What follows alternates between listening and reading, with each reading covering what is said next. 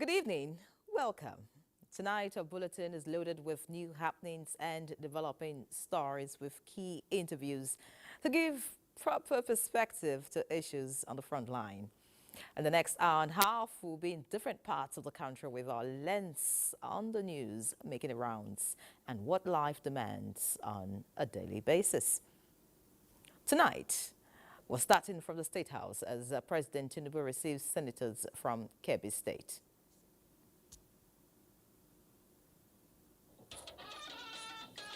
Ministers designate, Senate screens and confirms 7 new nominees. Assignment of portfolios on the way.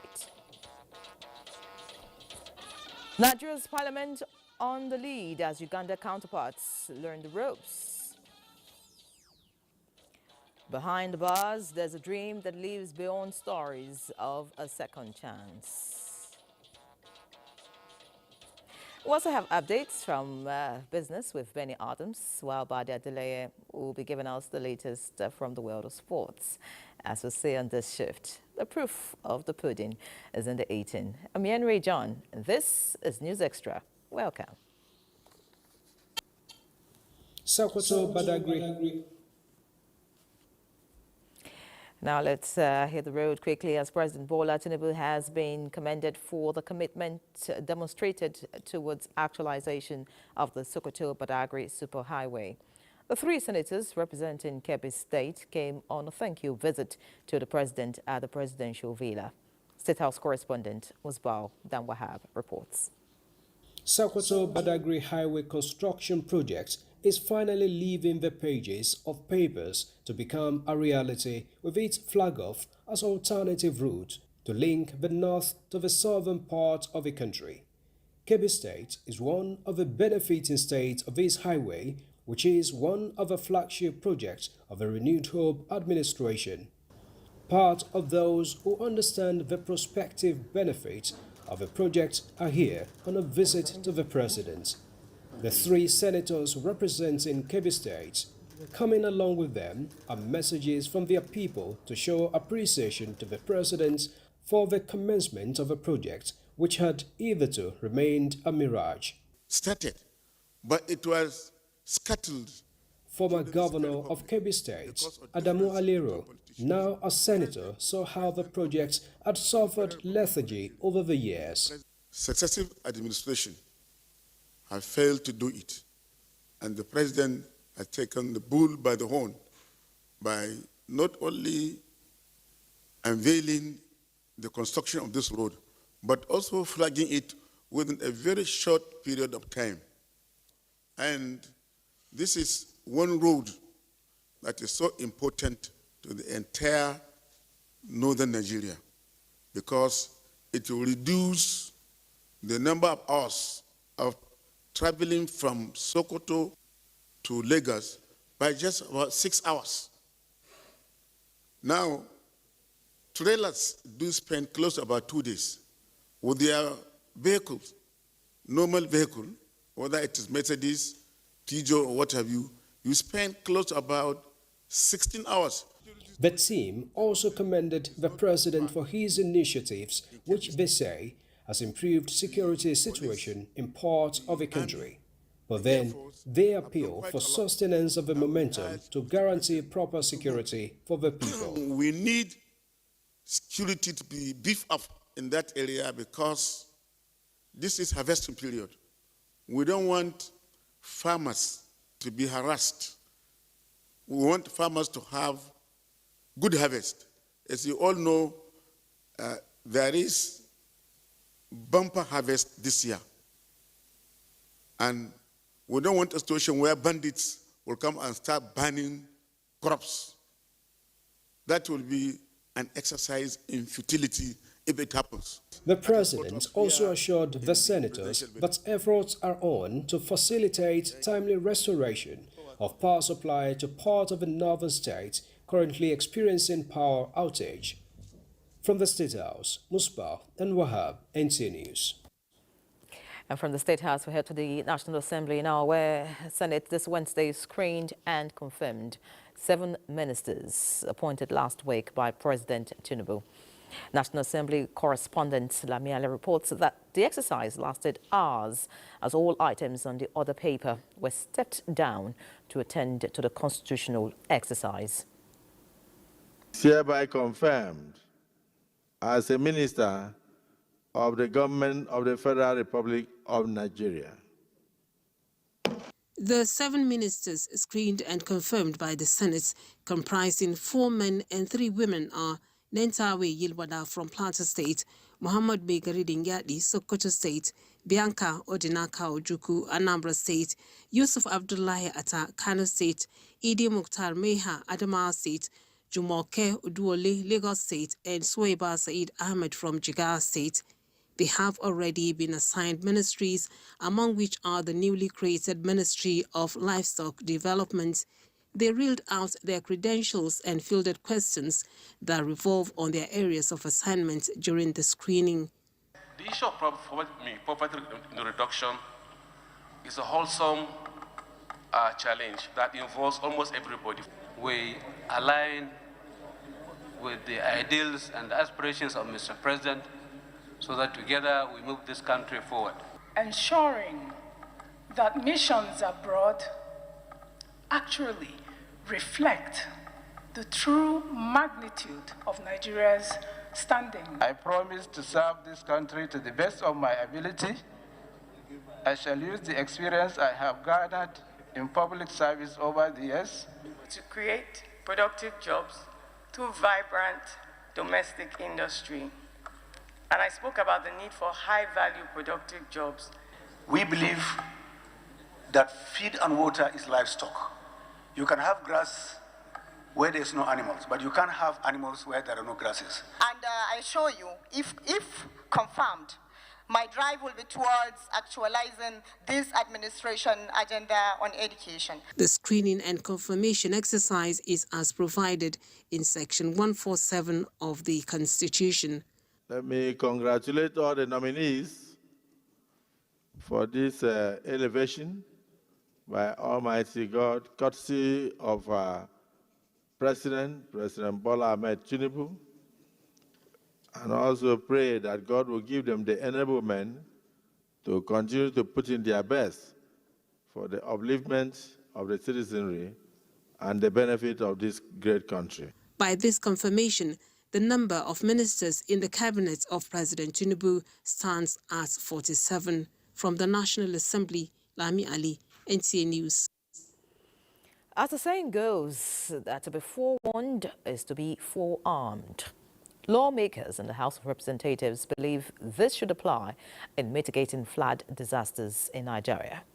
To this end, the House has invited the Federal Ministry of Environment, the National Emergency Management Agency, and the Nigeria Hydrological Services Agency to brief Parliament on precautionary measures to safeguard lives and property in flood-prone zones across the country. National Assembly correspondent Mitari Igbe brings us all the details. In view of recent prediction of heavy rainfall in parts of the country, lawmakers are advocating that flood alerts should be followed by proactive mitigation measures by relevant agencies and various tiers of government. It is crucial that relevant authorities immediately implement strategies, including evacuation plans, provision of relief materials, and ensuring post-flood recovery efforts are coordinated effectively.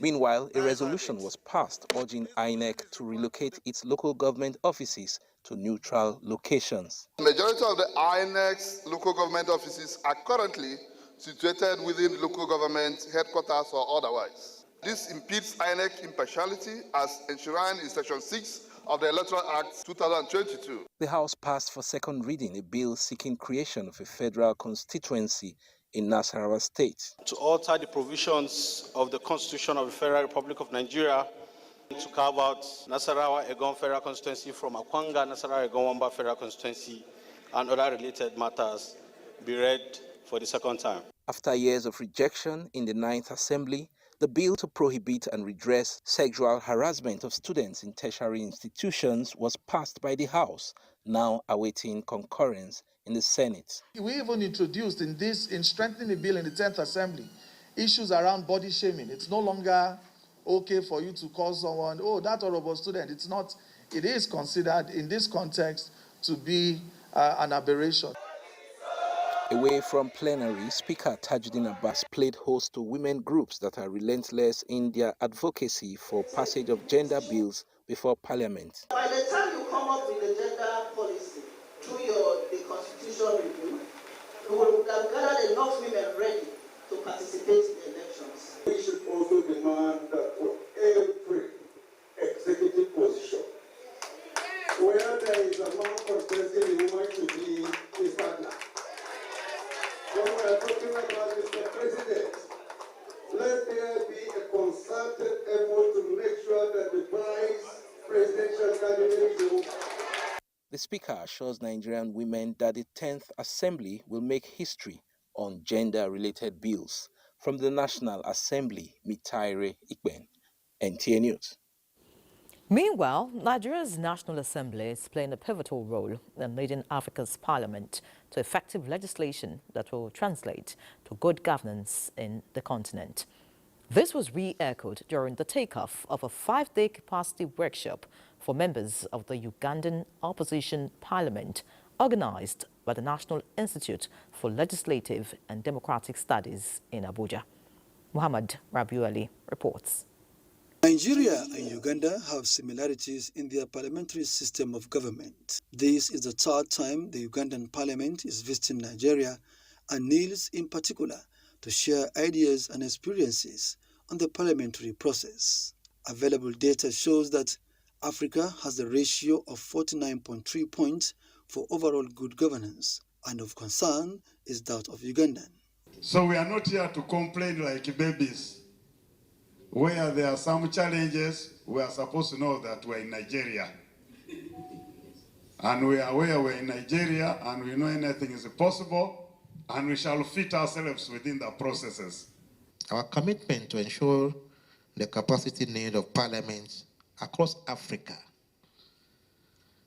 is no longer in doubt. We cannot get it right as a country or as a continent if democracy is hindered or decimated. The training, therefore, will explore the role of opposition in promoting good governance and the role of parliament in the budget process. We must be able to improve in how we operate in parliament and as the opposition specifically. So there's a lot we are learning from here that will help us to become better. Happy to be here at this training institute. I expect to have a lot of broad knowledge about legislation, budgeting and appropriation. At the end of the 5-day workshop, members of the Ugandan parliament will go back with a workable solution to improve on the overall governance of their nation. Muhammad Rabiuali, NTA News.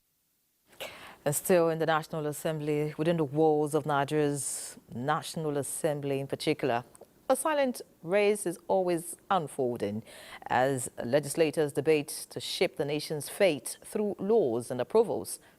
Journalists chase the stories with relentless doggedness and with cameras, microphones and pens. They capture history in real time, bridging the gap between government and the people. National Assembly correspondent Ignatius Nko in this report captures the intricate role of parliamentary reporters at Nigeria's National Assembly. Inside the hallowed chambers of the National Assembly, the air is usually thick with anticipation. Legislators debate the nation's future, but behind the scenes, another battle rages. This is where all journalists covering the activities of the House of Representatives, this is where they stay. When you go in there, you see they have their seats. Every journalist, every media house, their names printed on top of those seats. Now, that is for Nigeria Parliament, which is bicameral. We have 2 media centers. This is for House of Representatives, and then you come along. Now I can show you that of the Senate. Right here is the center, media center for journalists covering the Senate. Like I did say, this is a bicameral legislature. So we have 2 chambers here, and so that is how we have 2 different sections of journalists covering the National Assembly. In the press gallery, journalists scramble to capture every word, every motion, every heated exchange. Time, however, is their fiercest adversary, and the stakes couldn't be higher. Miss a crucial detail and the public remains in dark. These reporters, it is not just about delivering news, it is a race against the clock, a relentless pursuit of truth at the heart of Nigeria's democracy. Interestingly, this is a terrain I know very well, and the attendant pressure as well. Reporters here move swiftly through the corridors, balancing speed with precision. One wrong move and the story is distorted or entirely gone. Anticipating breaking news and cutting through legislative jargon all happens in real time. Plenary sessions are unpredictable and every second counts. As a National Assembly correspondent, if you are not fast enough, it is already old news. But it is not just about keeping pace with the legislators. Journalists are the watchdog of the parliament. Their eyes and ears trained on the hidden lines and decisions that shape the country. It's good to be time conscious. You know, one, as a reporter covering the Senate, if you are here early, you will know the breaking stories. One, there are many stories that may not be in the other paper of the day, especially when it comes to point of order, when it comes to especially personal explanation. Somebody may not regard as a serious journalist may have filed his story and it will be there on the site. People will be reading. And you are still waiting for asking people that came before you, what happened? It's a normal beat, but it's a complicated beat because you get to understand the language of Parliament. Security hurdles, restricted engagements, and fierce competition from rival media outlets are daily challenges. Especially when you meet with these sergeant-at-arms, despite seeing you every day come in here, what they do is to ask for this, ask for that, even when they know you already presented them, and then you still have to maintain your cool while you still deliver justice in your beats. You have to be there, you have to follow the debates, you have to follow the nuances, the drifts until a resolution is reached. Despite the exhaustion and chaos, these men and women of the pen profession remain undeterred. No matter how tough it gets, the race continues, day after day, session after session. Ignatius Nkwo, NTA News. Many thanks, Ignatius. Indeed, being a journalist is a tough job. Let's head to the courtroom now. The Federal High Court sitting in Abuja has ordered the federal government to henceforth stop monthly allocations due to the Rivers State from the Consolidated Revenue Fund. Justice Joyce Abdulmalik, in her ruling, restrained the Central Bank of Nigeria from releasing the funds based on a suit filed by factional Speaker of the State House of Assembly, Martin Amahiwole, and members of his faction. The court held that the receipt and disbursement of monthly allocations since January 2024 is a constitutional violation that must not be condoned, citing the presentation of the 2024 budget before a 4-member Rivers House of Assembly as an affront to the Constitution. It therefore stopped the CBN, Accountant General of the Federation, and 2 banks from further allowing Governor Fubara to access money from the Federation account. The plaintiffs had argued that the state government was yet to comply with an earlier court order to represent the 2024 budget to the state parliament.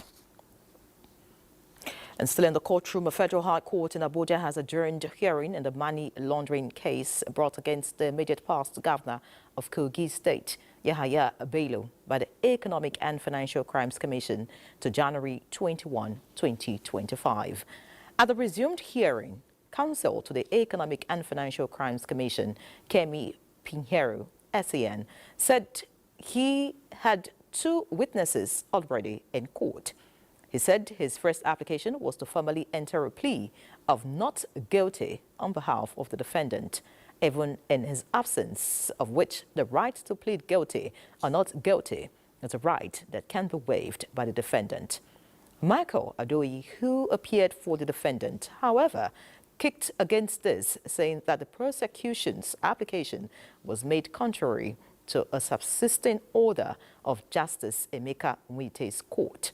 The defendant's counsel noted that the prosecution's application could not be anchored on any of the provisions of the ACJA 2015 that he had cited, as those provisions do not excuse the need for physical presence of the defendant, and urged the courts to refuse the application. Justice Mwite therefore adjourned to 21st January for ruling on the application by the EFCC and for arraignment. Counsel to the defendant had told the court that the issue of arraignment of the defendant was the subject matter of an appeal entered by the defendant at the Supreme Court. He said the court has to wait for the decision of the Supreme Court in the appeal before taking any step for arraignment, so as not to pull the rug of the feet of the Supreme Court.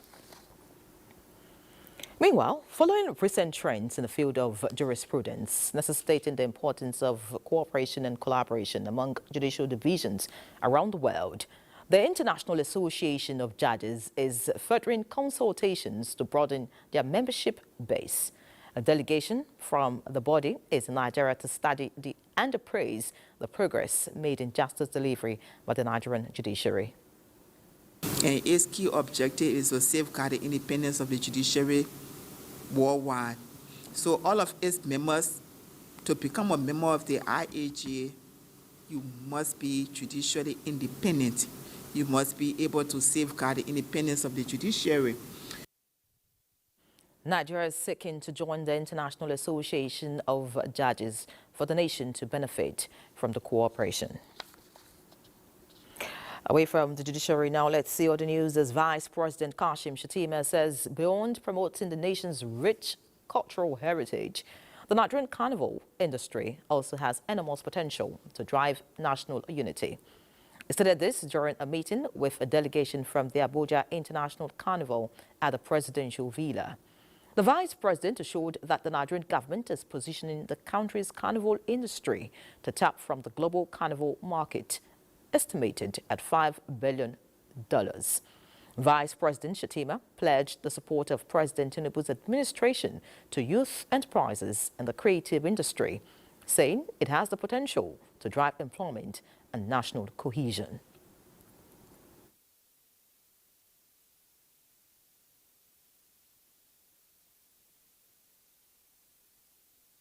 You can tell with all the different intervention plans that has been put out to the creative. I know one of this is the IDICE fund, which is a $617 million investment for both the digital and creative. And for me, that's a huge investment, and that tells a lot of the commitment of Mr. President to this. And I'm glad that they're here today to see HE, the Vice President, and he has committed to supporting this. And I'm glad that HE also pointed out the potential of the Global Carnival, which currently generates close to $5 billion on a yearly basis. And I think Nigeria can participate and also benefit from that if we develop our own carnival culture. I understand that to improve the economic situation in Nigeria, to empower the youth, it will bring unity, and also everybody will be happy. You receive us very well. He's very happy that we came, and he's giving us his 200% support. The Abuja International Carnival delegation commended the Vice President for the support and outlined plans to partner with the Ministry of Arts, Culture and the Creative Economy to revitalize the carnival. In other news, President Bola Ahmed Tinubu has appointed Major General Olufemi Olatubosun Oluyede as the acting Chief of Army Staff. Oluyede will serve temporarily, replacing Lieutenant General Taurid Abiodun Lagbaja, who is currently indisposed. Oluyede has an impressive military background, having served as the 56th Commander of the Infantry Corps of the Nigerian Army in Jaji, Kaduna. He has also participated in various operations, including the Economic Community of West African States Monitoring Group, ECOMOG, mission in Liberia, and Operation Hadinkai in the Northeast Theater of Operations. Additionally, he has received numerous honors for his service, including the Corps Medal of Honor and the Chief of Army Staff Commendation Award. He's married with 3 children. This is News Extra. Time for a break. Please stay with us. It's the Glow Festival of Joy, and it's raining exciting prizes. Oh! Thank you for staying with us. And the report just reaching us says the Transmission Company of Nigeria, TCN, has successfully restored bulk power supply through its 33 330 kV Ugwaji Upper Transmission Line 1, following the completion of repairs on the vandalized section of the line. With the restoration of the line, the Upper Lafia Transmission Line 2 is now operational, with electricity supply restored to Lafia, Makurdi, Jos, Kaduna, Kano, Bauchi, and Gombe states.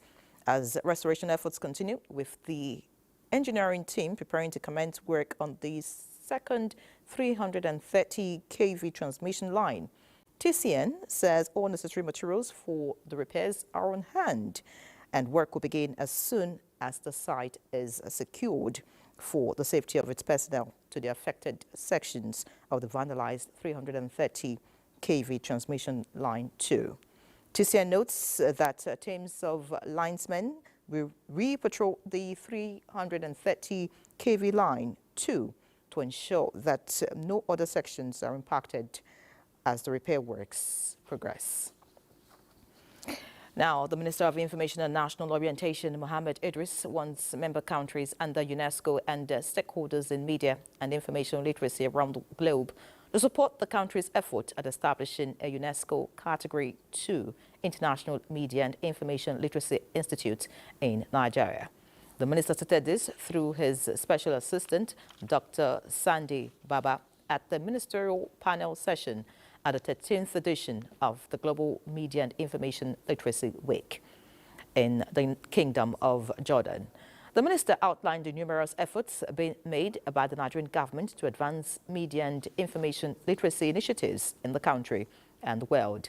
In a statement, Okereke Ifeanyi, the Deputy Director, UNESCO at the Ministry of Information and National Orientation, said the minister reaffirmed that Nigeria was instrumental to the birth of the current celebration of Global Media and Information Literacy Week when it hosted the first edition of the UNESCO Media and Information Global Alliance in 2003, which metamorphosed into GMIL Week, as well as other initiatives, which included the proposed partnership with UNESCO to establish a Category 2 institute at the National Open University of Nigeria, Abuja. He called for the support of member states, UNESCO, and partners to support the efforts of the Nigerian government.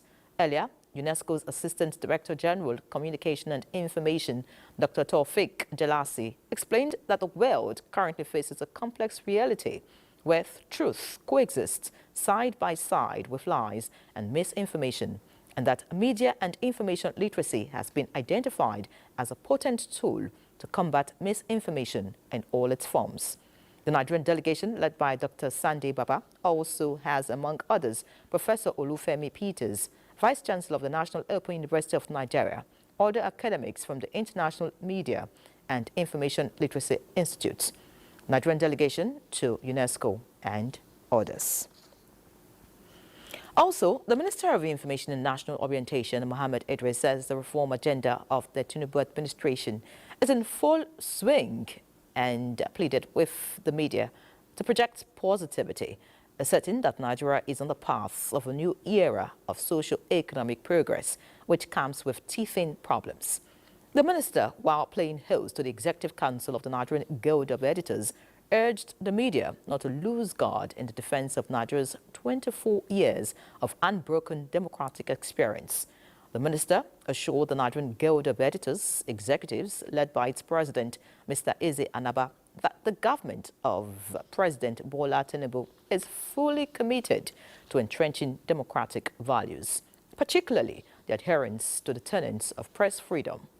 In a statement by the special advisor to the Minister on Media, Rabiu Ibrahim, the minister assured that the federal government will continue to support the media through special interventions to ease the pain associated with their operations, such as providing single-digit loans through the Bank of Industry, even as the need to mitigate the high cost of newsprint as a top priority.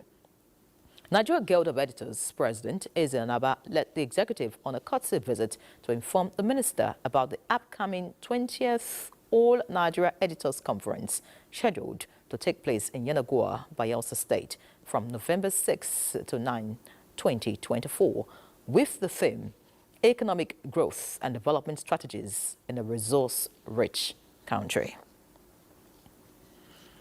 Elsewhere, Nigerian students have been urged to imbibe the 7 national core values as major obligations expected of patriotic citizens towards nation building. This is contained in a message by the National Orientation Agency as it takes campaign on National Identity Project to some schools in Suleja, Niger State. Kenneth Nani is our guide. The reciprocal commitments between the government and the citizens has been codenamed 747 in the National Value Charter. The National Orientation Agency is in Suleja, Niger State to enlighten secondary school students on their obligations towards development of the nation and duties of government towards the citizens, with emphasis on reducing moral decadence through value reorientation. There are so many societal vices that is making our country not to strive the way we would have wanted it to be. If we can imbibe in them the right morals, the right values, definitely there will be drastic change in what we are seeing today. God's gift Onyoroka of Government Science College, Suleja, and Zainab Issa of Women Day College, also in Suleja, are amongst the beneficiaries of the program and have pledged to carry on with the campaign. I have learned how to be a good citizen and how to stay away from moral decadence. You also avoid drug abuse, either in school or your community. Be a good citizen by showing respect, discipline, helping others that are in need. In line with its mandate, the agency is moving around the nooks and crannies of the nation, educating citizens on the need to embrace the National Values Charter. Kenneth Nani, NTA News. Let's take a look at security matters now, as the Defense Headquarters has described as false a report alleging the Nigerian Army Military Training Center in Kontagora local government area of Niger State has been taken over by bandits. The Defense Headquarters says no portion of the training area is occupied by bandits and assures that the armed forces is working closely with the Niger State government to improve security in the state. Meanwhile, the former president of the Nigerian Labour Congress, Adams Oshiomhole, has called for a robust discussion on the national minimum wage, fair reward systems and enhanced productivity in Africa. He gave the advice while delivering a lecture at the National Institute for Security Studies in Abuja. Francis Fom was there. The whole idea of minimum wage is not really... Discussing labor issues is a familiar terrain for Adams Oshiomhole. And today, another promising moment at the National Institute for Security Studies as he digs deep into the employer and employee relationship. Key policymakers, academics, and security experts gathered, and Adams Oshiomhole, as a seasoned labor leader and former Edo State governor, shares his experience on how fair compensation and reward system are essential not only to boost productivity, but also to scale stability in a society. If the economy is expanding and the private sector is growing, the manufacturing sector is growing, and you have job-led growth, not jobless growth, because the GDP can be increasing even as your employment numbers are dropping, particularly with modern technology. So you have to consciously create an economy that focuses on those labor-intensive industries, like the textile industry where I work. As we aim for a more equitable society, understanding the complex relationship between wages, rewards, and productivity is very essential for developing effective policies that support sustainable development in our country. Director General of the Department of State Services, DSS, in a message, reminded the participants on the need to resort back to covetousness in the conduct of their operations. I know the enormous investments being committed that I've seen into training. And I want to imbibe and encourage participants particularly that this knowledge that is being shared with each and every one of us this morning, the essence of it is to improve our knowledge and our skill set and competence particularly, so that in the conduct of our operations, in the conduct of our day-to-day activities, it will reflect and manifest. The lectures series is designed as part of the course modules to be a focal point throughout the 10-month program with the theme for this year, Artificial Intelligence and Emerging Economies in Africa, Challenges and Prospect. Francis from NTA News. Let's head to the Sunshine State now. The Inter-Party Advisory Council, IPAC, has expressed confidence in the ability of the Independent National Electoral Commission, INEC, to conduct a free, fair and credible governorship election in Ondo State. Tony Batire gives details of these and other activities on the forthcoming election. Ahead of the November 16 governorship election in Ondo State, the Inter-Party Advisory Council, IPAC, an umbrella body of all registered political parties in Nigeria, while reaffirming its trust in the credibility and neutrality of the electoral body, INEC in the state noted that there's no doubt that INEC is fully prepared for the task ahead. While warning political parties and their candidates to play the games by the rules, IPAC urged the electorate to come out en masse and exercise their franchise at the poll. IPAC equivocally stated that INEC Ondo State, under the watch of the State Resident Electoral Commission, Mrs. Oluwatoyin Babalola, has carried IPAC along in all the Commission's activities. In Akure, Toyin Batire, NTA News. Still looking at Ondo State in preparation to the election, we have two candidates participating in the election. Joining us live from Akure via Zoom, the candidate of the Action Democratic Party, ADP, Ayodele Akinodi, and his counterpart, that of the Social Democratic Party, SDP, Bamidele Benson Akimboye. Many thanks for joining us, gentlemen. Good evening, madam. How are you today? All right, I'm good. Sure, you're good too. And I would like to begin with the candidate of the Action Democratic Party, ADP, Ayodele Akinodi. The election is very close. How optimistic are you that you'll scare the hurdles and emerge victorious? Yeah, good evening. Go ahead. Well, I can say that we are fully prepared. But first and foremost, I would like to correct the name. My name is Akinodi Ayodeji, not Ayodele. Ayodeji Emmanuel is my name. And the candidate of the Action Democratic Party, ADP.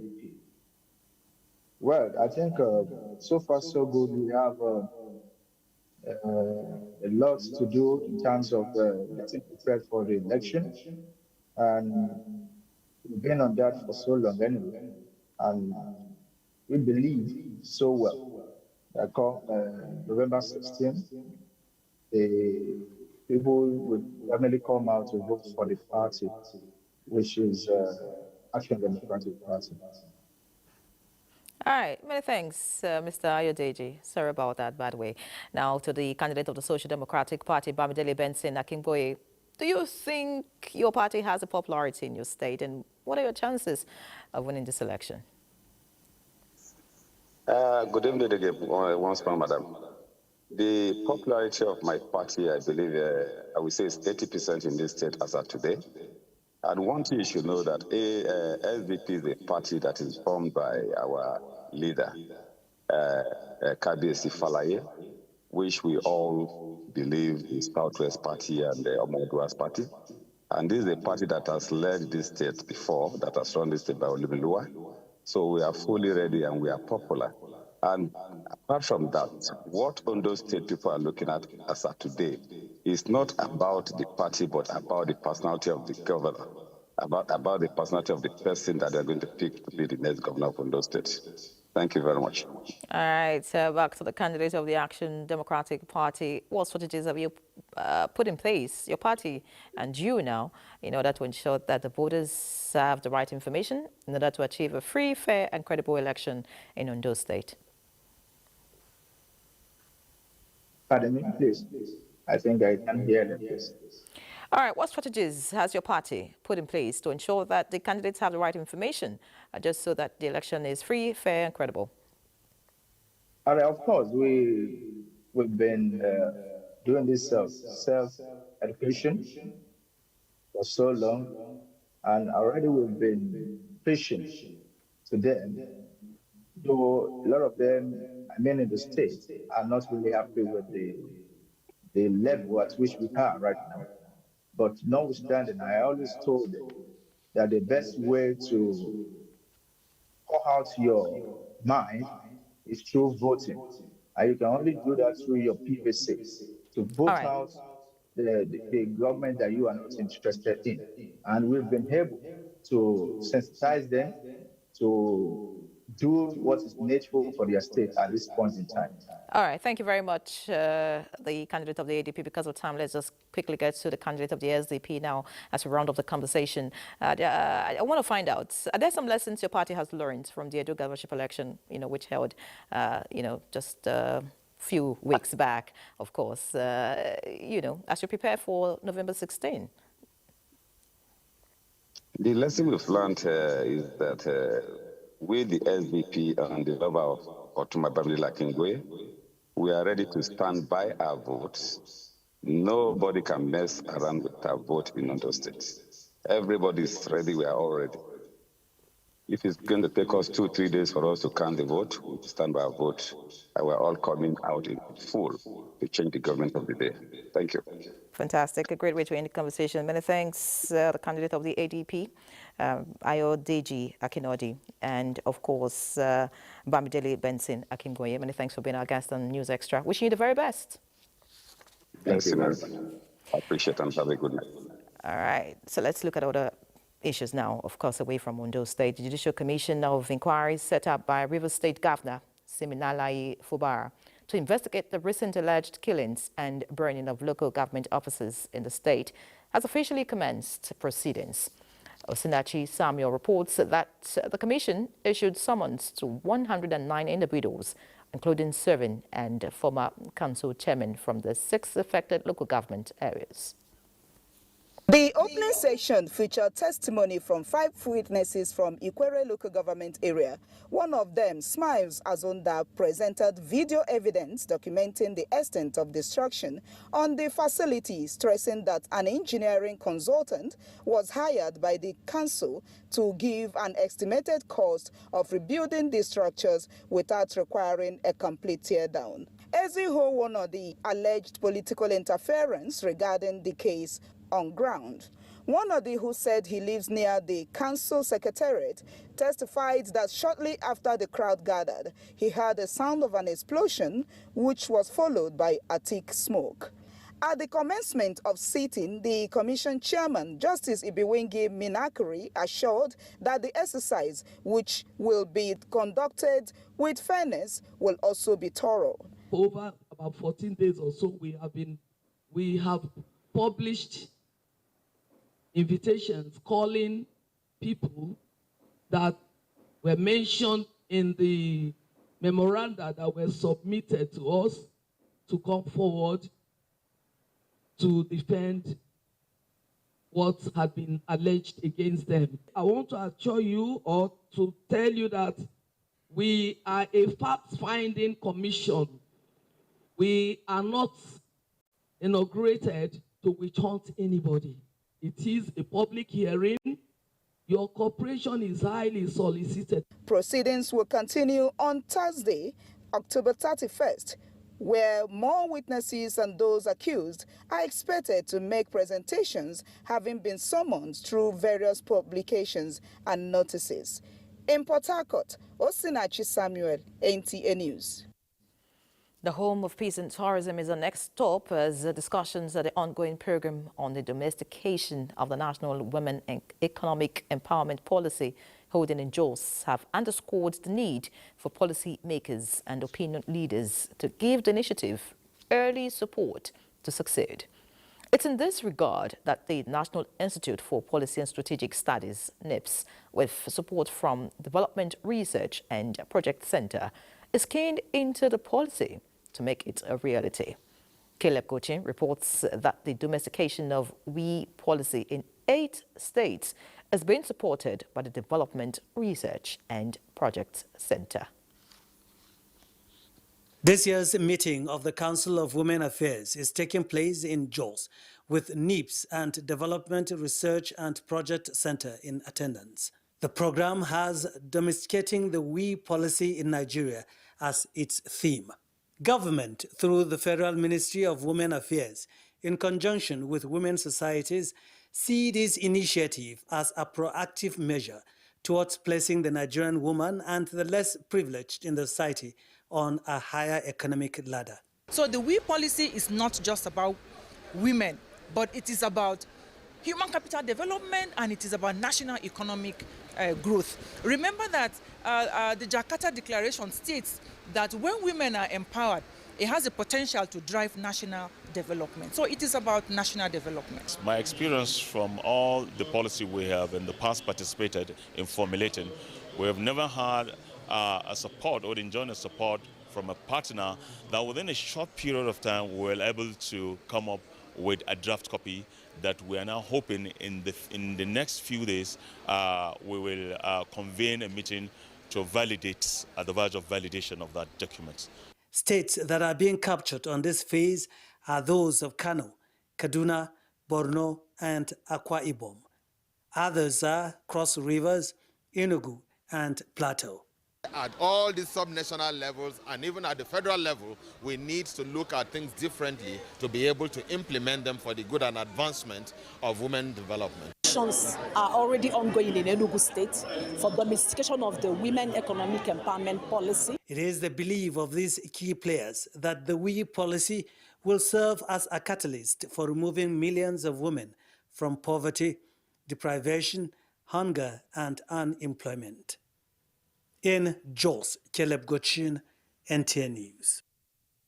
Another break is due. Please remain tuned.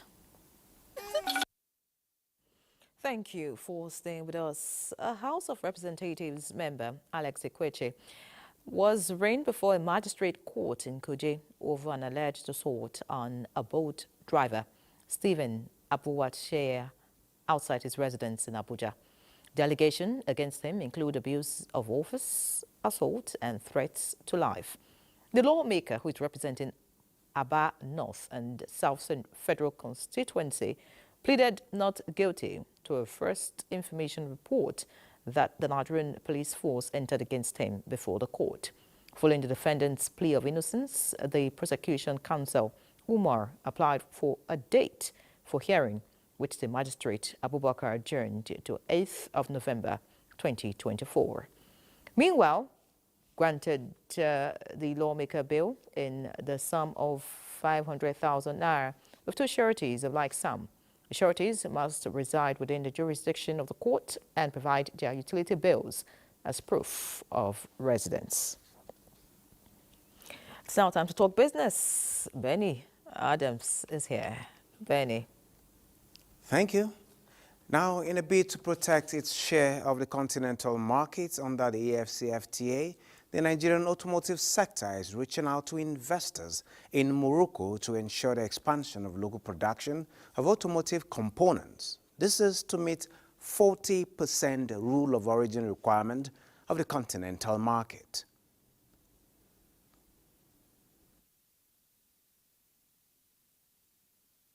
That is investment promotion, which we are doing now, market expansion, which we do in Nigeria through the government, and then skill acquisition, we develop skill through the NOS that we produce, that's National Occupation Standard that we produce, and then the technology transfer. You've seen what we are doing, the training center that we are doing, and then standard.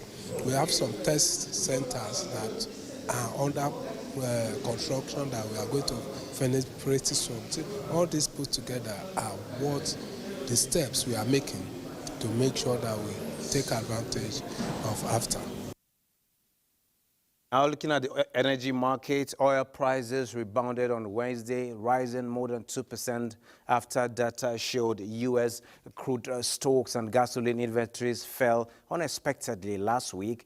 on reports that OPEC Plus may delay a planned oil output increase. The U.S. imports of crude oil from Saudi Arabia fell to their lowest point last week. Looking at Brent crude futures settled up $1.43 at $72.55. And looking at the West Texas Intermediate crude, it rose to $1.04 or 2.08% to settle at $68.61. This is amidst a positive tilt in the market, as it were, looking at the tensions in the Middle East. And now taking a look at the market, talking about the Nigerian equities market at this point, amidst positively tilted market sentiment with more gainers than losers, the Nigerian equities closed the midweek session slightly down, registering its third consecutive session of losses as investors maintained their sell-offs in some shares. Looking at it now, we can see a marginal depreciation of 0.04% to settle the equities cap at 59.3 trillion naira. At the end of transaction, the all-share index now settled at 98,023.23%. Looking at the value of stocks, we have 15.3 billion. It is an appreciation compared to what we saw yesterday. A number of deals also appreciated to 10,000 plus. Now, looking at the top stocks, talking about the top streets, we have Jais Bank sitting on the top spot with 106.6 million, followed by UBA 95.9 million, as well as Chams 80.6 million, which shows that the banking stocks have done so much this week. And we have a number of gainers against the losers, about 23, and 67 equities actually remained unchanged at this particular point in time. This is it on business. Nyeri, you can take it away from here. Many thanks, Benny, for the numbers. Let's see other news now. As young women who have broken glass ceilings by distinguishing themselves in their chosen professions across Nigeria have been recognized and honored by the First Peace magazine.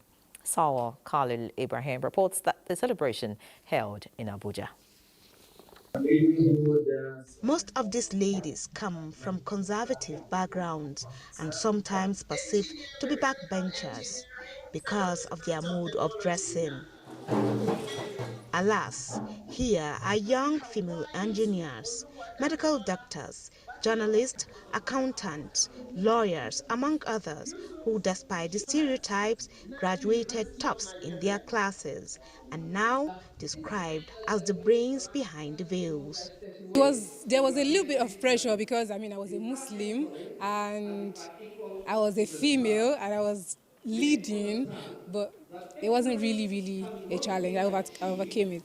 As we know, these impressions are there, and the only way to counter them is to be the best versions of ourselves, to excel in whatever we do while wearing the hijab without compromising on it in any way. As part of its first publication, As-Salam, or the Peace magazine, an Islamic publication, has chosen to honor these Muslim women who have excelled in their careers. In Islam, education is a requirement. There's no separation between male and female. Every Muslim and every human being should put a lot of energy in education. So you can aspire to be anything. Religion is not a barrier. And that is why we talk about inclusivity, giving opportunity to everybody from all walks of life.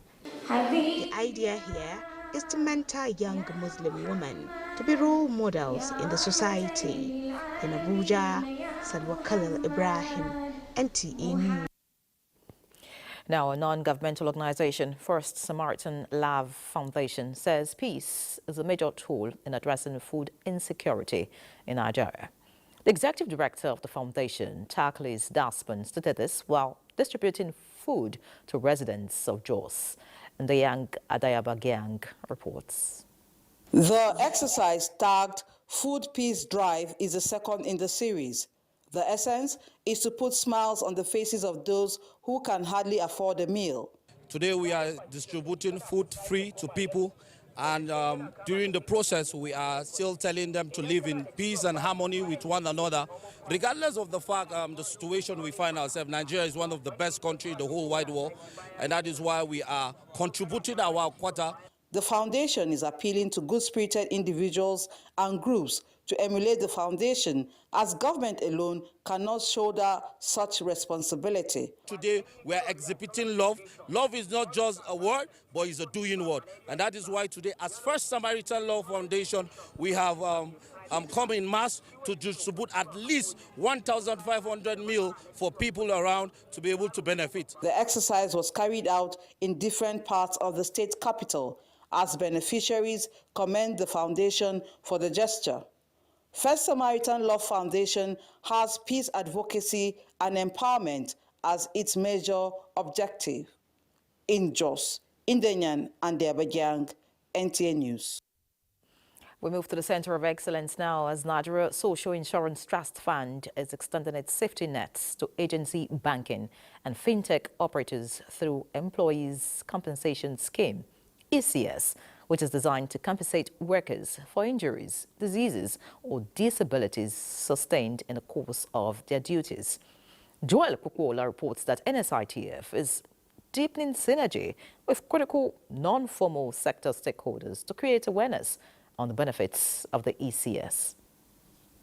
The non-formal sector of the economy encompasses about 80% of Nigeria's population. These agency banking and mobile money operators represented here are among over 2 million operators nationwide, expected to key into the Employees Compensation Scheme to secure their future in case of unforeseen circumstances. The sensitization of stakeholders in the agency banking and fintech industries with the theme enhancing agency banking operations through Employees Compensation Scheme. The general manager in charge of the informal sector at NSITF says is apt, as it will ensure protection of the industry and boost productivity of workers, also narrow the inequality gaps between the formal and non-formal sector. Get your employees to key into the ECS, sign up for the ECS with NSITF, and automatically your employees who get injured in the course of work or work-related activities automatically get compensated. For other stakeholders, including Director of Federal Ministry of Labour and Employment in charge of Southwest, Mienye Badejo, who represented the Minister of Labour and Employment, the Nigerian Employers Consultative Association, and the National Union of Banks Financial Union Employees, this initiative is a major turning point. We've been on this discussion for some years, and very soon we'll be talking about the implementation of this program. The Employees Compensation Act 2010 mandates employers to contribute 1% for the Employees Compensation Scheme to compensate workers in the event of work-related accidents. In Lagos, Joel Kukuola, NTA News. Let's pause here. We'll be back in a bit.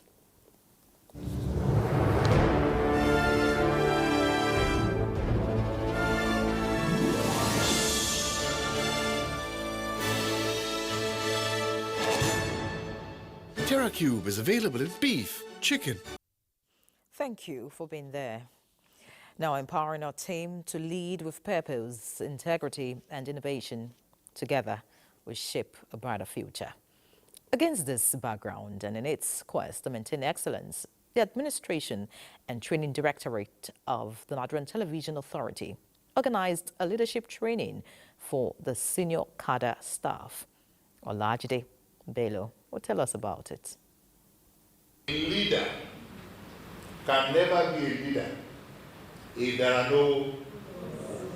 Leadership excellence is the art of inspiring others to achieve their full potential while fostering an environment of trust, collaboration and continuous growth. This requires a blend of vision, empathy and resilience, enabling leaders to navigate challenges with confidence and clarity by prioritizing communication and actively listening to diverse perspectives. This gathering, therefore, is for exemplary leaders to cultivate a culture where every team member feels valued and motivated. Ultimately, leadership excellence is not just about achieving goals, but about nurturing future leaders and creating a legacy of positive impact within the organization and beyond. Emotional intelligence is not just a soft skill. It is a practical tool that enhances our communication, strengthens our resilience, and fosters respect within our teams. With emotional intelligence, we make a better decision, we relate better with our colleagues, and at the end of the day, the organization is better for it. To lead effectively in a volatile, uncertain, complex and ambiguous environment entails vision, understanding, clarity and agility. Two important keys. Number one, vision. Number two, influence. Without those two things, forget leadership. As the training wrapped up, participants left feeling inspired and equipped to foster deeper connections with their colleagues. Olajide Bello, NTA News. Let's now see what's happening in the new world as Jigawa State government resumes training of river systems after temporary stoppage of the exercise due to rain and a bid to provide permanent solution to destructive river flooding in the state. Governor Umar Namadi, represented by the Commissioner for Environment, Dr. Noura Ibrahim Kazari, was at the Gabaka village in Kafin Hausa local government area to inaugurate the resumption of the river training. Muhammad Musa Skira brings us the details. The construction of embankments, dikes and water gates from the flood entry point at Dabi in Ringim local government to flood exit point at Wachakal village in Yobe state through Guri local government in Jigawa state is what Umar Namadi administration has been doing to address the menace of annual river flooding in the state. From the work done so far, the exercise seemed to have paid off as the last two rainy seasons, Jigawa did not experience river flooding but flash flooding like any other affected states in the country because of the excessive rainfall. There are about 70 communities with about 700,000 farmers along the stretch of Kafin Hausa parts of the Hadeja River system who are to benefit from this river training to retrieve their lost farmlands for cultivation. In the last 1.5 years, Jigawa government has dredged about 97 kilometers of the state's river system, which has helped to retrieve thousands of arable lands for cultivation of rice and wheat, among others. In as much as there is flooding as a result of climate change, how do we survive? We desilt our rivers. We ensure that we free more land so that people can cultivate, people can farm. We assure the communities, the government is fully committed and we shall work even within the whole year round to ensure all the critical points along that course will be addressed. Members of the Gabaka village, among other riverine communities in Kafin Hausa local government, expressed their gratitude for the resumption of the exercise, saying that the submerged lands to be retrieved could feed the entire Hadeja Emirate. From Dutse, Muhammad Musa Askira, NTA News. And from the new world, we head to the Joel in the savannah, as Gombe Geographic Information System, GOGIS, is working to ensure consistency with the State New Development Master Plan. Director General of GOGIS, Kabir Usman Hassan, disclosed this while on inspection of the Shehu Usman Abubakar Estate project of the state government. Emmanuel Akela reports. The Shehu Usman Abubakar district, one of the Gombe Capital Special Development Zone projects, is on Bar 4 layout. The layout is in the city center but left undeveloped for decades. When you have a plot here, there is no way you can build this plot. Now we are trying to reclaim those affected plots by trying to backfill some of the gully erosion and where necessary to provide drainage system. The project includes construction of roads and provision of other infrastructures that befit modernization. Owners of this plot have already lost hope that they are not going to use their plot. But now we are trying to relocate this 33 kVA to another location, just to leave the layout completely. Because we use a contemporary design to design this layout. Where there is a very good topography, we maintain that topography. The terrain, we are maintaining all the terrains. Residents and motorists cannot wait to see the execution of the project, looking at the value it will add to their lives. Our governor has made it very nice place. If you see, maybe there is a police station, there is schools that he can make it here. There is other good development that he can do it for this area. An samu hanya wanda kusan ta zama mana shortcut We've gotten a shorter road with this project, thereby avoiding the long bypass road. Goigis has designed and facilitated the construction of the completed 600 housing units at Shungo Gardens layout as part of the Gombe Capital Special Development Zone project. In Gombe, Emmanuel Akila, NTA News. In other news, the place of technology in our modern world cannot be undermined. Amplifying its importance in every sphere of life is in boosting service delivery. The Federal Road Safety Corps is campaigning smart road infrastructure towards better road management to ensure safe journeys during the Ember periods. This was at the town hall and breakfast meeting organized by the Corps with the theme, Smart Road Infrastructure and Commuters' Rights to Safe Journey. Miaje has all the details.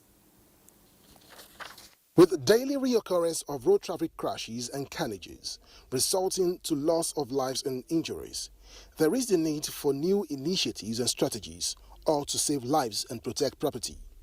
With the Ember period already here, high vehicular movements are expected, and in this regard, the Federal Safety Corps is now talking about smart road infrastructure to save lives.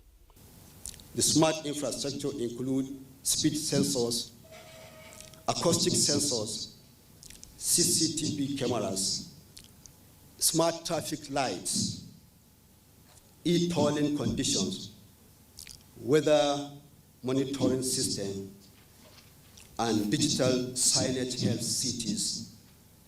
Experts also emphasize the need for more synergy between the Corps and other concerned agencies, especially the National Drug Law Enforcement Agency, NDLEA, to conduct drug tests on drivers. Through the legislators who make laws can better understand why it is that organizations like the Federal Road Safety Corps needs to be better resourced, better funded. Nigerians need attitudinal change. So we are encouraging the government to focus on areas of need, areas where there is population, to help reduce accidents. The use of drone in this smart management system is very, very important and very germane. The Ember Month safety campaign should include that of the security. The Corps Marshal says this year's Ember Month campaign will be more engaging, different to others, with stakeholders due to its one-on-one interaction with leaders of Road Transport Association and other experts. Oyeyemi Ajayi, NTA News. This morning, Badi. Many thanks, Yaron. All right, exactly 1 week after his appointment, new chairman of the National Sports Commission, Shehu Diko, has officially assumed office. I was at the official handover ceremony earlier today to usher in his reign. Goodbye to Sports Ministry and a warm welcome to the returning National Sports Commission. It's a few minutes past 12 Wednesday afternoon, and here comes the former Minister of Sports Development, John Eno, for his last assignment. Shortly after that, the new man at the helm makes his arrival.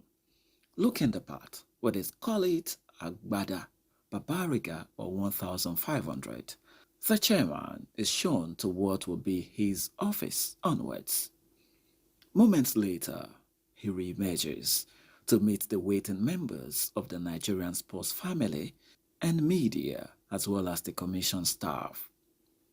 While being grateful for the opportunity given to him by President Bola Tinubu to lead Nigerian sports, revamping the sector is not the only goal for Diko, as he plans to develop the Nigerian sports economy. We have to reset our thinking and our focus. We have to leave the mindset and the fixation with competitions and winning medals and winning cups and come back and fix our development. Because once you fix the development and everything is working, then the medals will come. So everybody have to understand that what we are here to do is not to come and be telling people that we have won gold medals, we have won this, we have won that. That is actually not the focus. Shehu Diko, a renowned sports administrator and consultant, was appointed as the chairman of the National Sports Commission on the 23rd of October by President Tinubu, following the scrapping of the Ministry of Sports Development. And with the handover, work has begun officially for Diko, who many believe has what it takes to turn around the fortunes of Nigerian sports.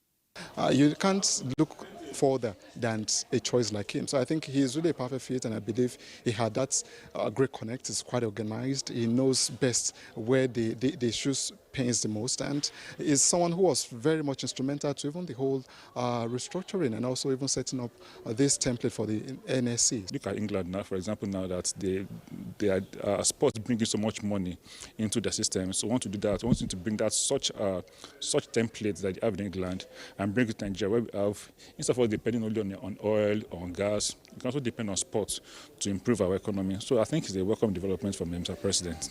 Of immediate attention to the new NSC boss will be the structural organization of the Commission, seamless transition from the Sports Ministry to the Sports Commission, and a possible amendment of the NSC Act to align with international best practices. All right, that will be our beat when it comes to sports. Let's now return to Yara. Many thanks, Buddy. And of course, that's our package on News Extra tonight. Many thanks for being a part of it. Enjoy your night.